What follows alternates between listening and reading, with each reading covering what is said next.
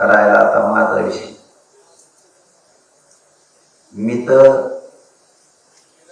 मेलं तरी या आजच मैदानातून हटत नाही. काय व्हायचं ते होईल.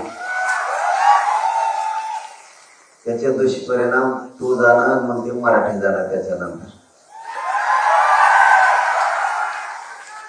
कुठल्याही स्तराला गेला तरी मी कोणत्याही टोकाला जायला तयार आहे, पण मी मागण्याची अंमलबजावणी घेतल्याशिवाय हटायला तयार नाही.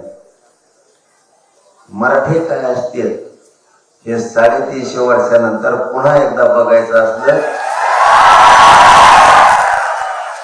त्याला माझा नाविलाज आहे. पण मी मरुस्तर इथून हटत नाही. आणि मराठ्यालाही सांगतो, शेवटचं सांगतो तुम्हाला, रात्री पण शेवटच सांगितलं. गाड्या पार्किंगला लावा, मैदानात लावा, रेल्वेना प्रवास करा, एसटीना प्रवास करा. पुढं लावू देत नसल्या तर ग्राउंडला वाशीला नेऊन लावा, मस्त पटांगणाला मग या. शांत राहायचं सांगितलं. किती माहिती तब्येत खराब झाली तरी तुम्ही शांतच राहायचं, येडवणी करायचं नाही. मला माहिती आहे, तुम्हाला माझी माय आहे, मला तुमची माय आहे. किती त्रास झाला तरी तुम्ही शांत राहायचं.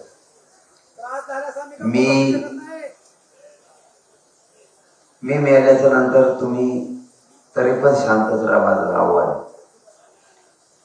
त्याच्यानंतर तुम्हाला काय करायचं तुम्ही तुमचं करा, पण तरीही त्याच्यानंतरही माझं म्हणणं आहे, तुम्ही शांत राहा. ही लढाई शांततेने लढायची, जिंकायची. मी मरुस्तर हटणार नाही हे देवेंद्र फडणवीसला ठासून सांगतो की मी मरुस्तर मुंबई सोडत नाही. फक्त कारण करू नका. न्यायालयाच्या सगळ्या नियमाचं आपल्या पोरांनी पालन करावं, जसं रात्री केलं तसं. न्यायदेवता आपल्यासाठी गोरगरिबांचा आधार आहे. गोरगरिबांना साथ देणारी न्यायदेवता आहे. न्यायदेवता आपल्याला परवानगी देईल, आपल्या बाजूने न्यायदेवता उभा राहील.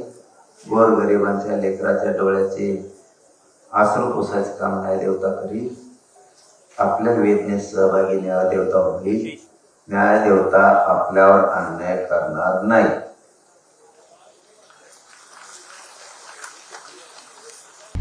आता isakal.com आहे देशातील नंबर 1 ची मराठी न्यूज वेबसाईट.